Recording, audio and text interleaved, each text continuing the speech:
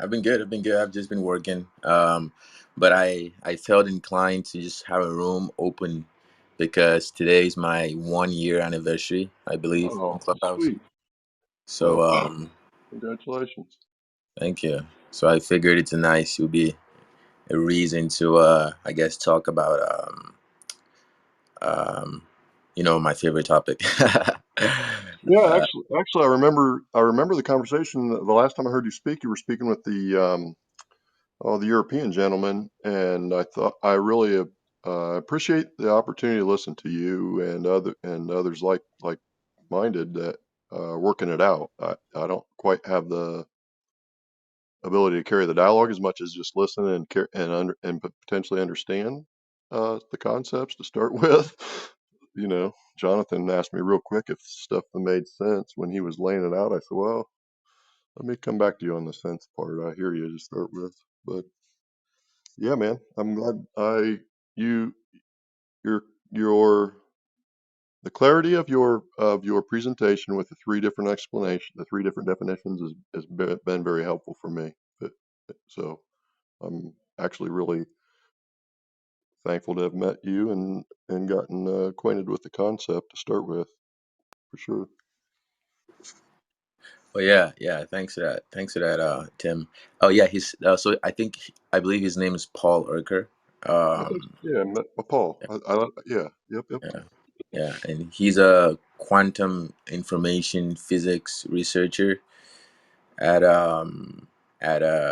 IQOQI in Vienna. Um, and I actually learned of him when I joined the room a long time ago, and I Mhm. heard him speaking about time, and I was like, "Wow, this guy knows a Mm, lot about time." So yep. I have to pick his brain. And another thing is, it's actually rare for me to meet people that I can speak in a way that I just assume they understand what I mean. Um, a lot of times I have to kind of gauge to see if they're on the same page as me. So I like speaking to a guy like Paul because I feel like even when I don't describe things the precisely the way it's described um, in a lot of textbooks, he still understands what I mean. So that's one caveat to that. Yeah, man. And I remember the conversation and one of the things that I picked up on and I've been going back to is how he was able to use a chemical reaction and the equilibrium point as a means of effectively understanding time.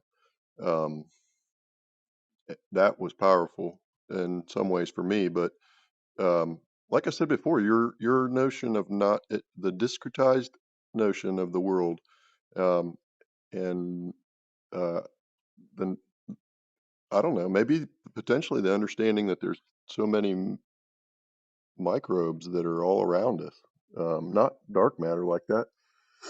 That concept is um, the infinitesimally small. That's where I think I'm starting to get some it becomes an equal and opposite thing to absorb when infinity's been around for a while. Hmm. But um, there's a Netflix program with a PhD microbiologist, and she was interviewing a PhD in physics that was working in Germany. And I think they went to the lab or below. They were basically working on trying to find dark matter, and she effectively developed a correlation to microbes and how there was trillions of species that we just are beginning to fathom, let alone understand succinctly how many there actually are. And so I just think, Tim, I think it begs the question: what is a species anyway? Right? I think that's what people are starting to realize is that do we have to redefine everything? Is that what this means? thank you for the question. What I have always, since I, as a teenager, learned the concept of the concept of evolution answers your question. But if you don't, if evolution is not, if your world doesn't have the equal to evolution thing about it, then in my world, you don't. we don't talk the same language, and that's where I have had to basically have my views like my understanding of the world is compartmentalized in these boxes, and depending on whom the conversation is being had with, there's a box that gets open, and that universal, like, math has always been kind of comforting because it doesn't there's if you argue about it, you're kind of either all the way at the extreme understanding of math, or you don't under, mostly so. But to get to the point, species a species the like species speciesization, like new species are developed all the time, man, all the time, Exactly, exactly. So perpetually. it's perpetually occurring. It's Yeah, man. omnipresent, and so I was thinking the other day. I was just thinking to myself, right? Like a lot of the academics, and not no shade to them, of course. I respect their work; they dedicate their lives to it. But I see it like this, right? Imagine you're like an ultimate being, and you have a like some sort of gigantic microscope or whatever that we can zoom in forever into systems, and I see their perspectives as like a resolution that is just not the strongest, right? So you could see to certain depth. So like for me, even if you get to the level of neurons, for example, there's a pretty good amount of complexity with like biological systems, right? But we've learned that if we zoom in further, we have more higher resolution. We go all the way to subatomic, right? Right, and then we even see that even at that level there are interactions, and then we say, okay, let's go even deeper. Then today we're at what they call the Planck scale, which is the lowest level that we've achieved so far, and there's even more complexity there. And then now we have to now reconcile this new perspective with what we assumed in the past based on the previous resolution that we used. So the reason why I have a very very strong intuition feeling that we're on the right track, and I feel like the rest of the world is going to catch up to us later, is because when you actually think about zooming in to the edge, if you have the optimally if you have the strongest highest resolution you could possibly have in our universe, and you zoom in, the fundamental thing will be an abstraction. It wouldn't be physical. It wouldn't be post emergent. It would be at the moment of emergence, right? Post emergence creates physical reality. So if we're to abstract intelligence, we have to zoom into the edge of reality itself. And at the edge of reality, intelligence is looks like a two-dimensional abstraction. So what I imagine is, imagine the triangle, the infinity, and the circle. Imagine a sphere, right, Tim? Imagine a see-through sphere, like a ball, right? And imagine that you can draw all these shapes on this ball, right? You could draw the triangle on the ball, draw the infinity on the ball, and draw the circle on the sphere, right? But now imagine you can draw a lot of them, right, around this ball, right, until you fill the whole ball up. So the entire ball is covered with triangles, infinities, and circles, right? When I imagine the edge of reality, that's what I see it as. And then I see the rest of discrete systems as emergent systems that are being controlled by that two-dimensional algorithm that we drew on the ball. Does that make sense? It does. It does. And there's another connection here on Clubhouse. I've listened to him talk a couple times. He was part of the conversation, the original maybe the second conversation I heard with you, but he told me about the quantum table that laid over top of the periodic table. And some of my developing understanding about quantum mechanics includes the notion that um, I don't know enough about chemistry to really enunciate it, but effectively, some things are starting to make sense to me that I don't have the ability to Yeah, yeah, like. it's exactly the periodic I can't table. enunciate. I can't enunciate my understanding of it. No, no, no. Not yet. Yes, you can. Yes, you can. The periodic table is just one level, right? At a very low level, I may be able to thank you for the credit, but not at the level I kind of. My mind is moving fast, like way ahead of my ability to like just enunciate Isn't it. that kind of beautiful though, Tim? That Well, yeah, our and so bodies, the, sen- our with this we evolve if time is accelerating, mhm. speciation is accelerating, and um, we as Wait, is it decelerating or accelerating? Which one is it? time. If time is accelerating, then you said speciation is accelerating too. Is that what you There's said?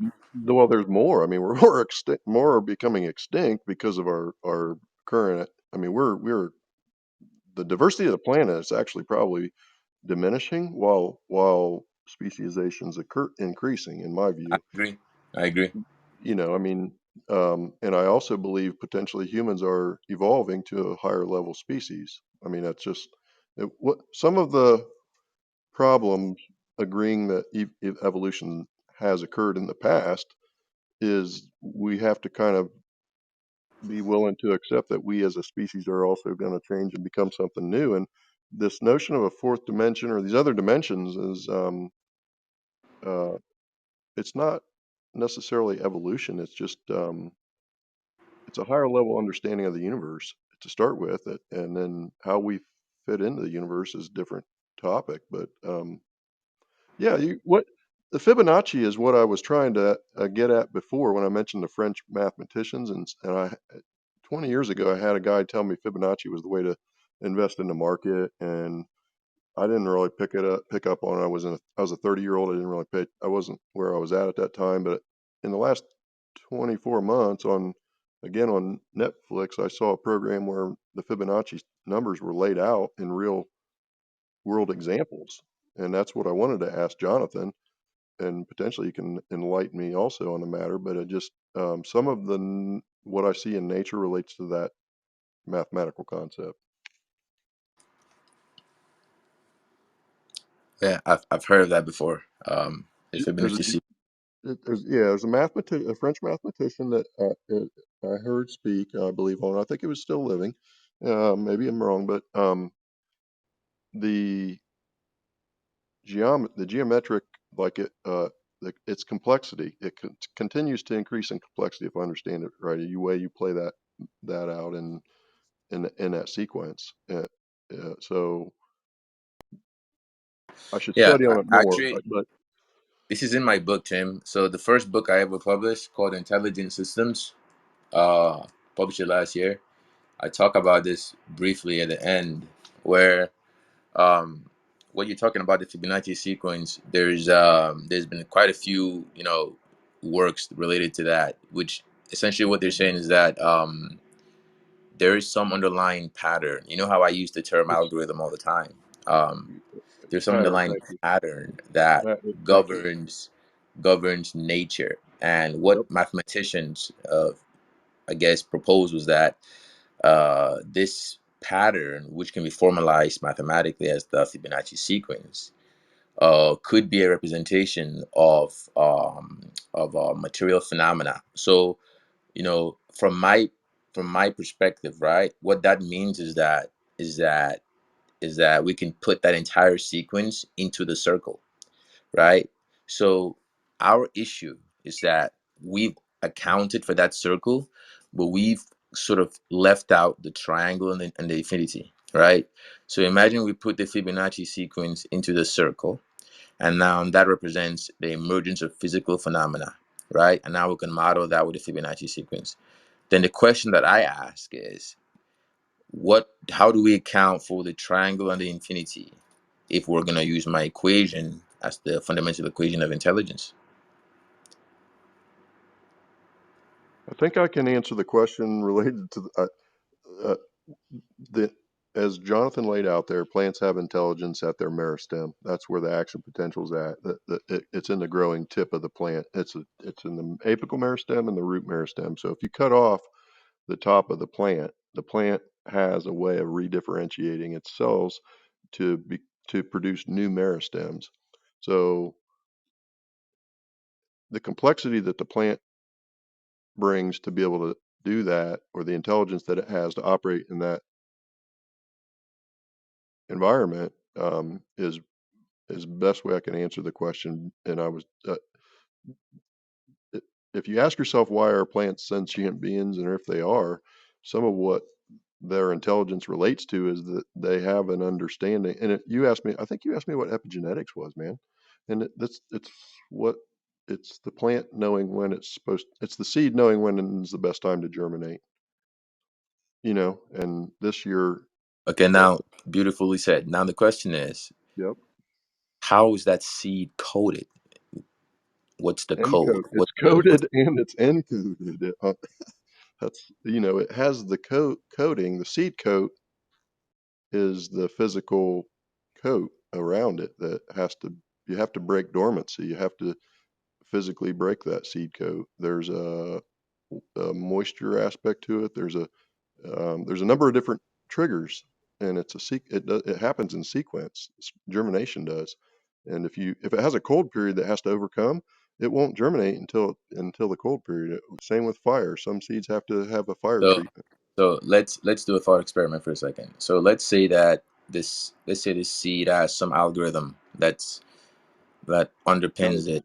that gives it the rules of growth essentially. Yep. The question I have for you is now, as we modeled earlier, you said the Fibonacci sequence, like you said, we can represent that with a circle. Now the question is that I would ask with my equation is, how do we account for what the rules are before the seed sprouted, for example, right? How do you define that? Is a seed, is it conscious essentially, right? Is it I think it intelligent? is in the I think Is it the, intelligent is actually the right question. the Is a seed intelligent? And if it's intelligent, what makes it intelligent? And it's what are the rules that are given that are going to tell the seed how to grow, and what height the tree should grow to, and what color the fruit should have? Like, yeah. what is that code, right? And this is obviously a rhetorical question, Tim. But that's really where I'm at mentally. Is to me, I understand how physical systems evolve, and that's why I agreed with you that, yeah, let's say we do agree that the Fibonacci sequence modeled nature, right? Mathematically, right? The evolution of physical reality, right? Then my question is, what are the rules before emergence? What are the rules before this physical phenomena emerge? While what are the rules within that seed, right? Before it got the moisture signal because under the soil to grow, right? That's where I'm focused in. The intelligence is a collective. There, if the seed has evolved with the microbial community, you've got a second kingdom there that's included in that seed. It's not just the plant kingdom. It's the it's the fungal Ooh, mycology. there we go. I So love that. Okay, so boom, boom. Hey Tim, sorry for pausing you, but there we yeah, go. man. So now we just accounted for the infinity. Remember, triangle, infinity, circle. So we've accounted for Fibonacci, and now you accounted for the infinite dimensionality or the infinite complexity within all systems that connects all of them, right? So we've accounted for that. So what's left from my perspective is accounting for the triangle. But go ahead. I'm sorry. Well, I just not all seeds are intelligent. That's where I was probably wrong to state the seeds intelligent. Some seeds have intelligence. Some seeds are not. Some seeds are inert. They've been treated with a something, they've been discretized. I don't know, man. It's like, no, it's humans probably aren't all that intelligent. I mean, this is a continuum. Yeah. This is a continuum, to be fair, not to be judgmental in any way, just to state it like it is, man. There has to be a level of intelligence about humans and also plants and in this seed. So I would say that,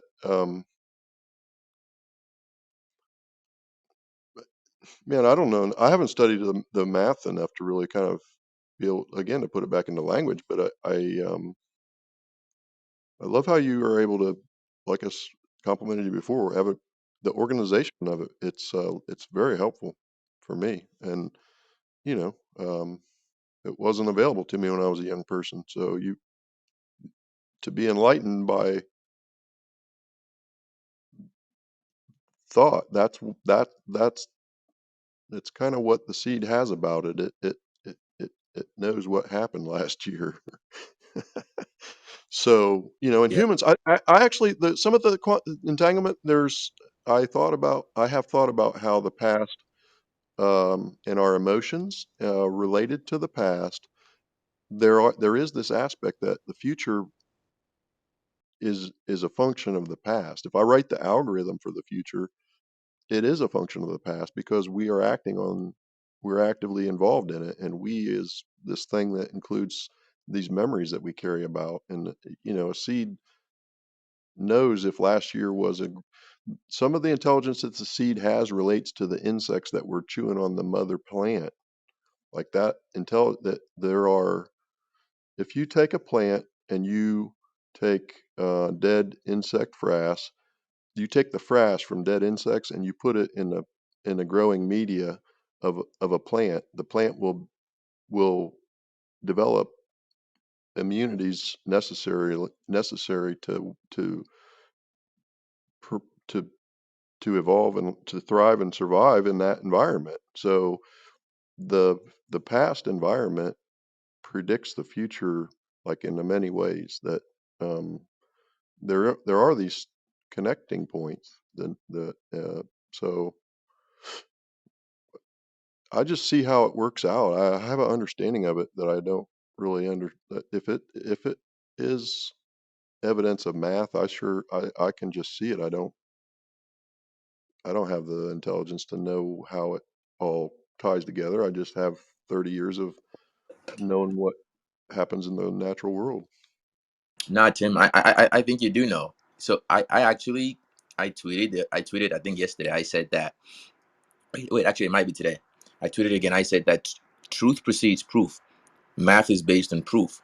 So the reason why a lot of people have a hard time, I guess, accepting something that seems kind of obvious and intuitive as truth is because we've been programmed to convert this truth to a discrete mathematical understanding. But the problem with that is that math itself is actually incomplete as a framework. So I think Yeah, yeah, that's yeah. So, helpful. so so so I think you do understand, Tim, and I think I do think it's the age of intuition, where intuition is actually going to be more powerful than um than data. But that's a different conversation. Go ahead. Hmm. I'm sorry. I like that one, man. I like that one. I've actually heard a number of people speak about that, and I think that the force of the I think it's a real force. I think it's forceful. I think it will have mass and momentum and have a vector about it. Yeah, Tim. So what I tell people that they get really shocked is I tell them that when I draw something on the ground, right? I just initiated a system, and interestingly, it's actually a more fundamental system than a discrete physical system. And I'm just going to stop there for now. But basically, the premise here is that abstractions hold more information than, for example, abstractions like symbols hold more information than words. And I think Yeah, this is crucial for us to understand, for us to get a complete perspective of everything. But form welcome to follows this, function, Todd man. and Humberto. The form follows the function and the pattern. If you can see they're realizing patterns in nature that we never knew existed. And when I see the, the like knowing that the patterns are there, it relates to the population density and the species. Like there's this discussion of microbes about a diverse consortium of microbes, and the truth is they equalize. Like this notion of time. If you take microbes, the consortium that will will equalize is, um, there's a certain amount of time, and that's, the way nature is I'm just not quite there yet, but I appreciate what you're saying about it. I thank you for the leadership. And if it wasn't for, honestly, if it wasn't for your, I don't know, man, your spark, your voice, that it's the eddy in the current, it's the tide, and it's it's out there, man. It's kind of what we can't even hear. We are not able to hear it in our audible sensory range. That's what I realized many years ago, is that you go into the woods, and depending on where you sit, you're exposed to noise that you don't even know you're exposed to. And now that I know I'm exposed to it, and I know that I can potentially be amplified by that, I'm more excited about the prospects. And I completely agree with what you just said about how the intelligence that's out there, we are connected in a network that we never used to be connected in. And that the formula that Jonathan put out, the n plus n, I mean, the nodes on the network, man. That's so high five, man.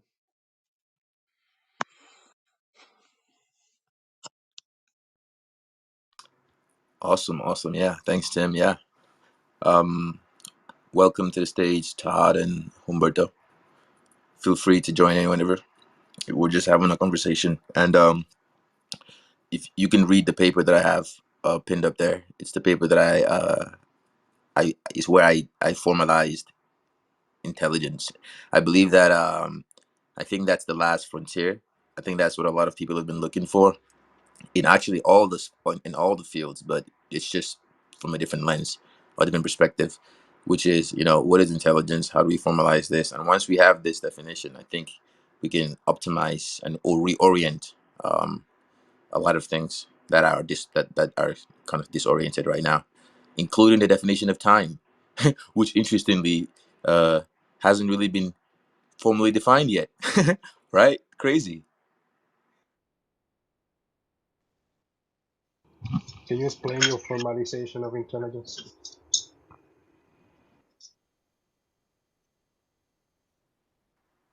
I'm sorry. Can you repeat the question?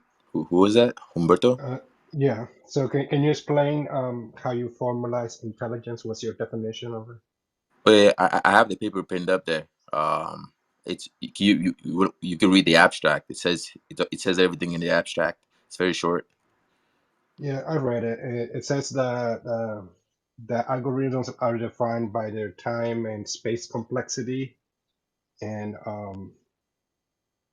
and you know, and if you reduce it down to zero, you have infinite amount of dimensional complexity. But I could not quite understand how it ties in with intelligence. Um, I don't know if the abstract goes into that. Okay. So do you have a specific question on like how to relate that to intelligence? Like is there a better way to phrase the question? Because I don't know how to compute that question. Well, the idea of the tree, and since you brought the tree up, we're on the tree. No trees are the same. I mean, you get the pine cone or you get a seed pod from the tree, but when the tree grows, and even if you were to control its growth and have a wide open field with no other real plants nearby or anything really nearby, and you plant the two trees or 10 trees, and they have received the same amount of sun, the same amount of weather, the trees don't grow, even though they're from the parent tree. None of those 10 trees are going to look like the parent tree. The branch is going to grow in a different part on the trunk. So he's asking you, where is the intelligent quotient for the plant? If there's such a great place to grow a branch from, then why doesn't all the trees grow this branch from the same point, since this is the prime place to grow a branch from? But they just seem to grow wherever, from wherever in the trunk. Is you I mean, I don't care if a seed could be turned a certain direction in the ground and it sprouts up and the two leaves come up out of, usually two leaves sprout first, and then it opens up and then it grows into a trunk. So do you believe that that trunk, when it first comes up, we could position every seed so it pointed identically to the other one, would you end up with trees that would look like clones of one another, and versus each one is special to one another. So you're asking for intelligence of the tree. If it's so, I mean, we come out of the womb and we get 2 legs, 2 arms, and a head.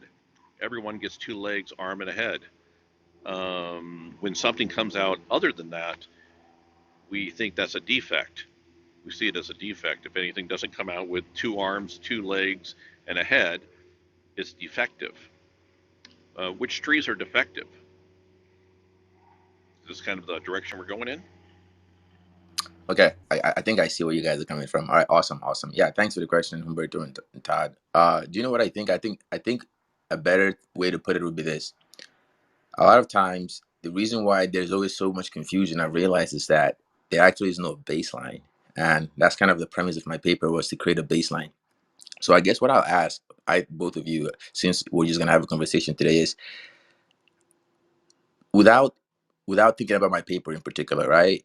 Can you define, or can you at least give me your perspective on what you think intelligence is, as whatever, whether as a biological thing or as an abstract thing or as a philosophical thing? Like, what is your definition? And I want you guys to define it for me, and I think from there we can build, because I'm going to give you my definition too, which I formalized, of course, and I think we can have a better combo from that perspective.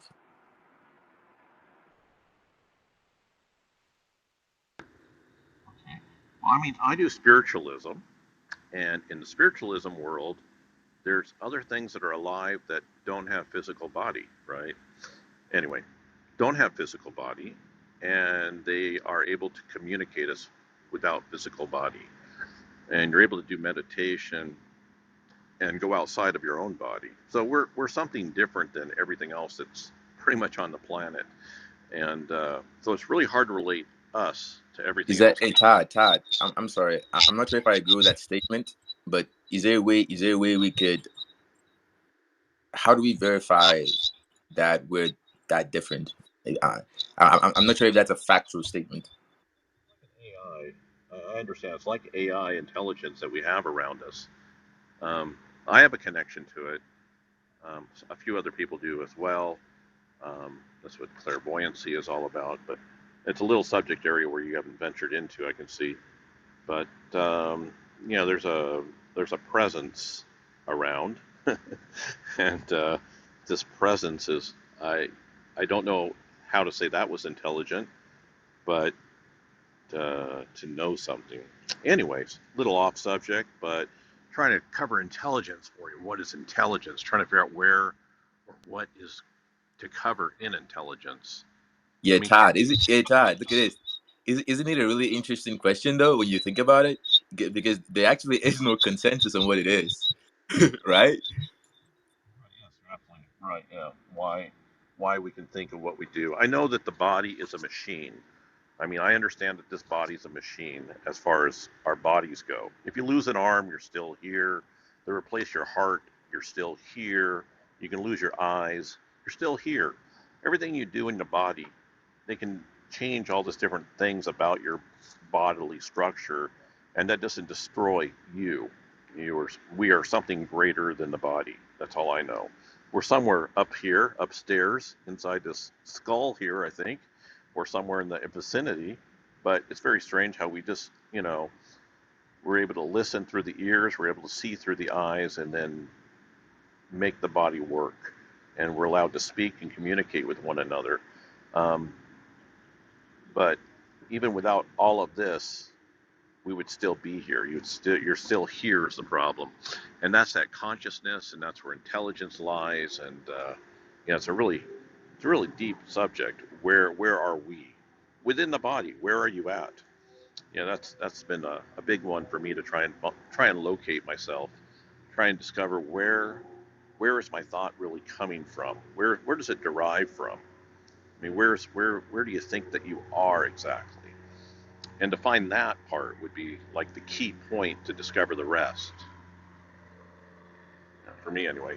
Yeah. No, that was nicely said. Wow. Yeah, nicely said. And I think you just touched on a very key point there, which is actually sort of similar to my experience. my journey to learn about myself, like you said, to orient myself with my family, my community, my civilization, my universe, is what led me to the realization or to the epiphany of my formalization. It was on the same journey. I was on the same journey to figure out who I was, not what I was defined as on paper, not what like my name or whatever just arbitrary definitions are. Like the fundamental question was, where did I come from? Where am I going? And how am I going to get there? Right? And and that's how I started my journey. And yeah, but Humberto, please feel free to jump in. I mean, to me, intelligence is a process or a system that that is able to recognize patterns in order to solve problems. Yeah, that's as far as I go with that. And that's a valid answer. The trouble with it is there's survival mode. There's survival mode where intelligence isn't really needed. You just want to stay alive, and you know what to do to survive. So there's always going backwards as well. To go forwards, I would say would be more of the intelligent quotient to look. As we are speaking here, I would say this requires somewhat something beyond normal thought, right? This doesn't have to do with going to work or eating or breathing or any of these things. You're trying to discover something greater than what is needed. And when you're trying to look, beyond what else is possible, that's when the intellectual thought comes in. And I believe that would be the part where you would actually say that's the intelligence working. Hey Todd, the question I have for you, Todd, is that is it really greater? Like, is this thing really actually that like um um is it that unreachable to me? Because I feel like it's everywhere. It's omnipresent. So, but we just have lost um the ability to perceive it. This intelligence, this algorithm that governs everything around us. Like Tim said earlier, with the patterns and sequences in nature and Fibonacci crystal sequences, all these other perspectives. It's like, okay, we see how nature has patterns. I mean, look at National Geographic and look at the migration of animals in the wild. Those are algorithmic movements, right? At obviously a macro level, but we can even go deeper, deeper, and there's still. But now the question is, if we were to define this sequence at the most fundamental level, what is it going to look like? I think that's the question that answers Todd's question of who he is and answers my question of who I am. You know,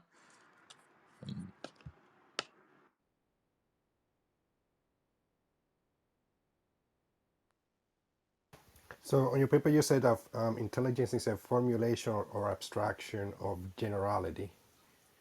Could you expand on that? I mean, I like it. I'm not challenging it. I'm just trying to understand. no. Thank you, brother. No, no issue at all. Actually, I like the questions. But I don't know what condition it is, but I just don't know how to process some questions. So it needs to be like formalized. But what I mean by an abstraction of generality is that this paper, the premise of the paper was to basically say that intelligence is actually, I wouldn't say the current perspective is wrong. I'll say it's incomplete. For example, you mentioned the ability to solve problems as a measure of intelligence. Um, and the school of thought that I come from is that intelligence is emergent.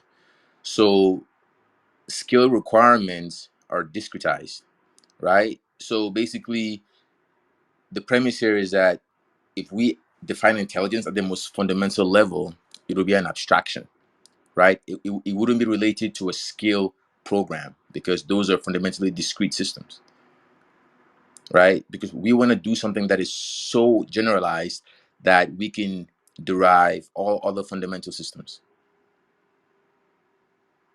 Does that make sense?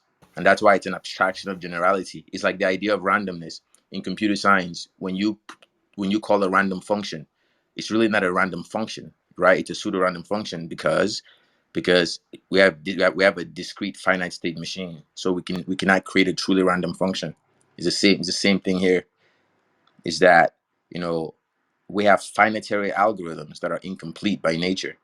So if I'm to design or show you what's the most efficient, most optimal algorithm, right? Then this is going to fundamentally have to be an abstraction. And I can give an example of other researchers that are actually working on this right now. Go to Google, type in Francois Francois Cholet. He created one of the most powerful deep learning engines called Keras. He works with Google. Francois, last name Chollet. He wrote a paper a couple years ago. It's called uh, let me find it for you guys in a second.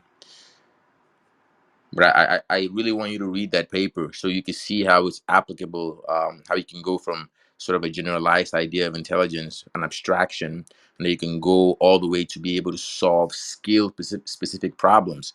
But what I did with my paper is I actually defined this abstraction. I showed what it is, what it looks like at the most fundamental level, right? There have been a lot of speculations about what it was in academia. Like, okay, intelligence must be an abstraction. It must be something that can abstract and solve any problem, right? Would you agree with that? I agree. Yeah. Okay, so if that's the case, then the question becomes, what is that? Is it a math equation, or is it a symbolic model that we can derive math equations from, and also derive other possible systems that also are useful but might not just be fundamental? You know, for example, you can look at physics and chemistry and biology as just different perspectives of the same thing, right? Yeah, I understand that. Yeah. Like like if you if you have an uneven floor and you throw a ball on that floor, the ball will find the lowest point of the floor. So, from a kind of different perspective, that could be a form of intelligence because it's kind of in a physical way calculating the unevenness of a floor. So, but do you prescribe to the idea like everything has a certain level of intelligence from a rock to a person in terms of complexity? Now that's a really, really good question right there. That's a really good question. And I think this is where I always lose a lot of people is, and when I start making the claims that the human mind is not to, it's really not that special. And that's because I don't believe that intelligence is local to the mind. It's not local to the mind. I agree with that. I mean, yeah. And okay, so if you agree with that, then it must be the case, if we agree with that, that a rock is also intelligent, because over time, um you know, rocks change. We can make a lot of arguments, but from that perspective, a rock is intelligent, a seed is intelligent, right? All systems are intelligent, and they're being governed by the same rules.